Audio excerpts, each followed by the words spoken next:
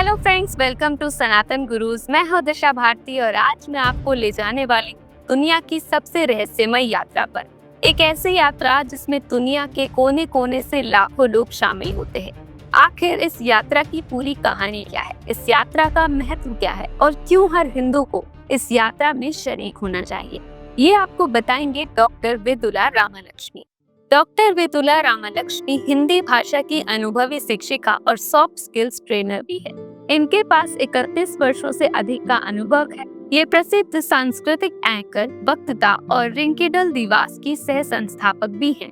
तो आइए चलते हैं इस अनुपम यात्रा पर, जिसकी कहानी शुरू होती है एक राजा की भक्ति से।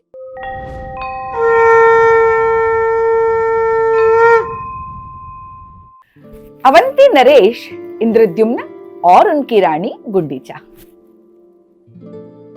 दोनों को महाविष्णु की भक्ति की अंतः प्रेरणा होती है। महाविष्णु के चरणों में अपने आप को समर्पित कर देते हैं।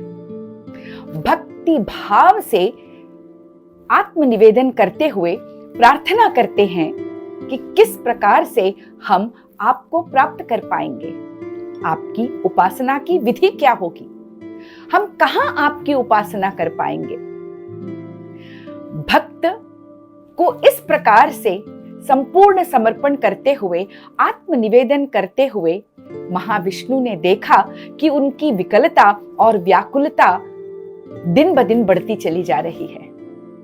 और जब भक्त में ये विकलता और व्याकुलता बढ़ती है तो महाप्रभु स्वयं दर्शन देते हैं। ठीक उसी प्रकार जब भूख से बिलबिलाता हुआ बच्चा अपने पूरे आर्तनाद के साथ मां को पुकारता है तो मां सब कुछ छोड़कर अपने बेटे की भूख मिटाने के लिए, अपनी संतान की भूख मिटाने के लिए दौड़ी चली आती है। ठीक उसी प्रकार ईश्वर भी भक्तों के आर्तनाद को सुनकर, उनकी व्याकुलता को देखकर दौड़े चले आते हैं। ठीक उसी प्रकार से जिस प्रकार से मगरमच्छ के जबड़ों के बीच फंसे हुए उस गजराज की रक्षा महाविष्णु ने की थी, उस तड़ाग में से कमल के पुष्प को अपनी सूंड में लेकर जिस तरह से गजराज ने आर्तनाद में उन्हें पुकारा, तो महाविष्णु अपने वैकुंठ लोक को,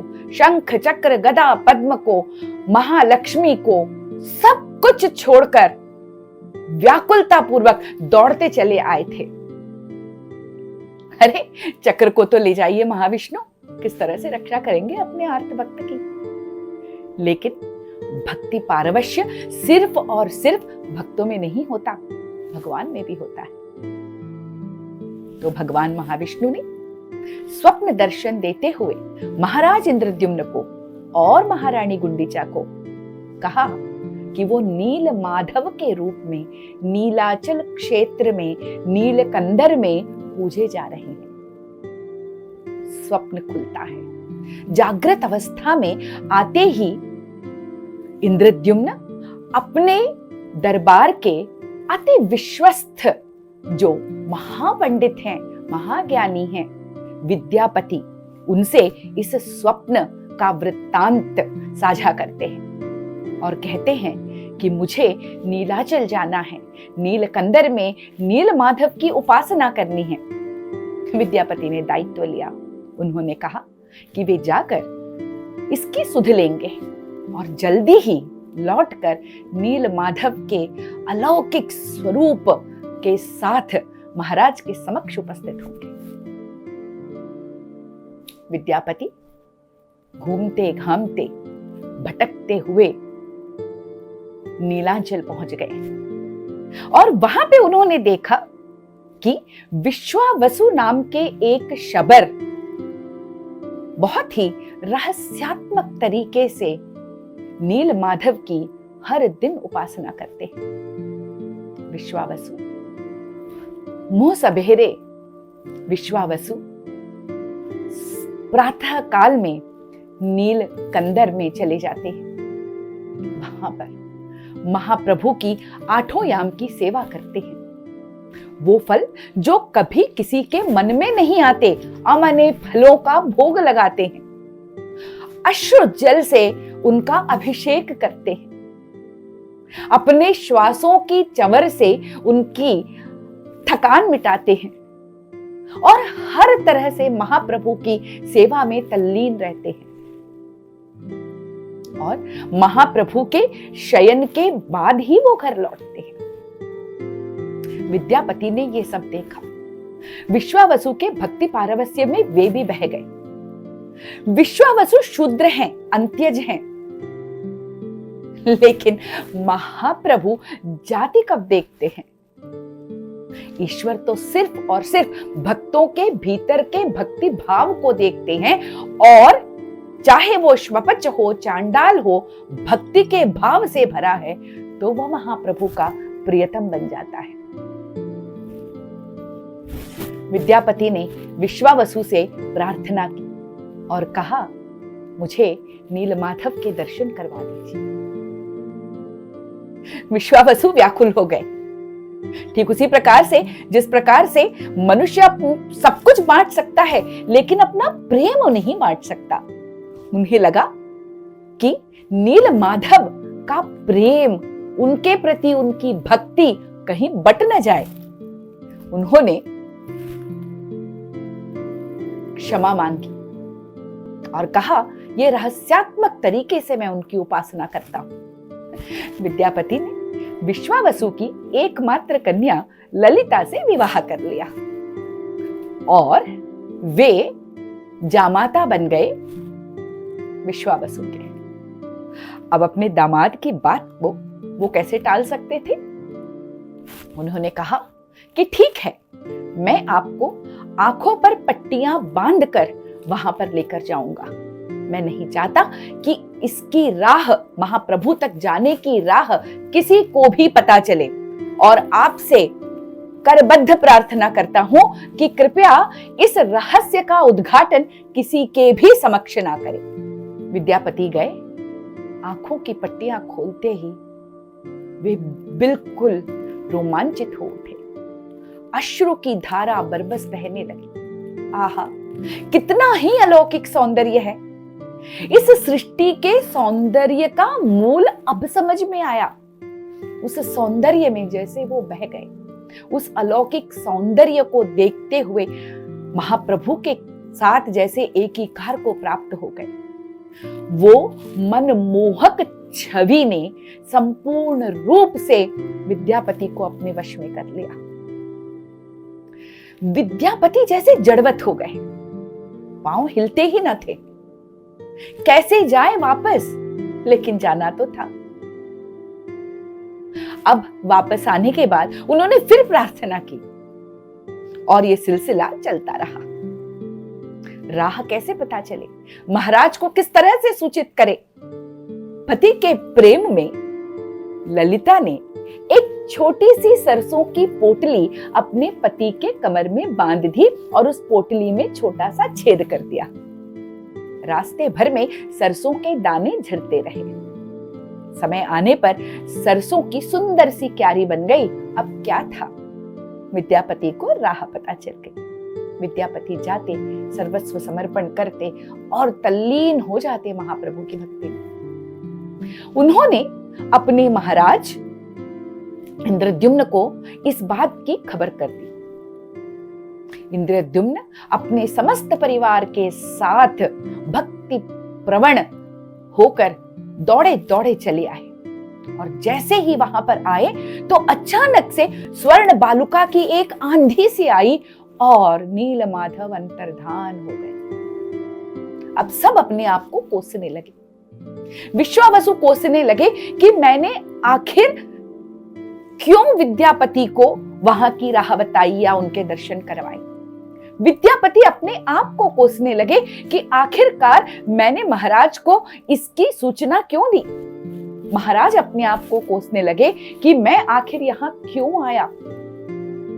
लेकिन उसी समय आकाशवाणी होती है और महाप्रभु इंद्रद्युम्न से कहते हैं, किसी भी प्रकार के शोक से आवृत ना हो। मेरे लिए मंदिर बनाने, मेरे मूर्तियों को गढ़ने और उन्हें प्रतिष्ठित करने का सौभाग्य तुम्हारे ही हाथों है। तुम्हारे ही भाग्य में लिखा है। बस आनंदित होकर चले गए, लेकिन समझ नहीं आता था ये शुभ दिन आएगा कब। कब ऐसा होगा कि महाप्रभु के लिए वे मंदिर की स्थापना कर पाएंगे, मूर्तियां बना पाएंगे। ये सब कैसे संभव है? ईश्वर की ही प्रेरणा से उन्होंने सहस्राश्वमेध यज्ञ प्रारंभ किया। यज्ञ बन हो गया, मंदिर का निर्माण भी हो गया, लेकिन महाप्रभु विराजेंगे कैसे? फिर उन्हें स्वप्न में यह निर्देश आया कि महोदधि में तैरते हुए चतुशाखा विशिष्ट काष्ठ खंड आएगा और उस काष्ठ खंड से मूर्तियों का निर्माण करो। प्रतीक्षा से आंखें जैसे छूछी हो गई। कब आएंगे महाप्रभु? विकलता से मन भर गया। इसी विकलता से जब एक दिन वे सूर्य को अर्घ्य दे रहे थे तो देखा कि दूर से चतुशाखा विशिष्ट काष्ठ खंड तैरता हुआ चला आया है। जैसे ही वो पास आया तो आहा, क्या आश्चर्य, महान आश्चर्य! उस पर शंख चक्र गदा पद्म के चिन्ह अंकित थे। भाव विह्वल हो गए, उस काष्ठखंड को ले आए, लेकिन समस्या तो वही थी, काष्ठखंड की उपासना कैसे करें? न मनोरम मुख था, न कमल की पंखुड़ियों जैसी आंखें थी, ना वो सुंदर मनमोहक मुस्कान थी। उसी समय विश्वकर्मा एक बूढ़े बढ़ई के रूप में आते हैं और वो कहते हैं, इस चतुशाखा विशिष्ट काष्ठखंड से मूर्तियों का निर्माण मैं करूंगा। मुझे 16 दिनों की अवधि दी जाए। और गुंडीचा रानी के महल में मूर्ति निर्माण प्रारंभ हुआ। गुंडीचा रानी धन्य हो गई कि उनके अनुरोध को महाप्रभु ने स्वीकार कर लिया। शर्त यह थी कि जब तक मूर्तियां बन नहीं जाएंगी, उस महल का दरवाजा खोला न जाए। बाहर राजा भजन करें, कीर्तन करें, हरि नाम स्मरण करते रहे। ये सारी प्रक्रिया चलती रही। लेकिन गुंडीचा रानी को लगा भीतर से कोई आवाज भी नहीं आ रही। ना कभी उस बूढ़े बढ़ई को भोजन दिया है, ना जल अर्पित किया है। 15 दिन हो गए, वो किस प्रकार से रहते होंगे? एक बार देख लिया जाए। महाराज ने मना किया, लेकिन रानी के अनुरोध से, उनके वात्सल्य से मजबूर होकर महाप्रभु की मूर्तियों को देखने और उस बढ़ई की अवस्था, बूढ़े बढ़ई की अवस्था को जानने हेतु महाराज ने कपाट खोल दिया। क्या था? बूढ़ा बढ़ई अंतर्धान हो चुका था। अधबनी मूर्तियां रखी हुई थी। हाथ अधबने, पैर नहीं, आंखों की पलकें नहीं। और फिर महाराज और महारानी पश्चाताप से भर गए। तब महाप्रभु ने कहा कि क्यों कर्तापन की भावना लाते हो? मैं चाहता हूं कि इसी रूप में मैं अपने भक्तों को दर्शन दूं। महाप्रभु के हाथ सामने की ओर ऐसे उठे हुए ऐसे लगते हैं जैसे वो अपने भक्तों को गले से लगा लेना चाहते हैं। पैर नहीं है तो क्या हुआ? पूरे विश्व में अपने भक्तों के साथ हमेशा होते हैं। पलकें नहीं है, निष्फलक अपनी सृष्टि को देखते रहते हैं। कहीं कोई दुखी तो नहीं, कहीं कोई आर्त में तो नहीं, और उनका हरण कैसे करूं? ये वात्सल्य, ये करुणा से भरे हुए महाप्रभु अब मंदिर में विराजने जाते हैं।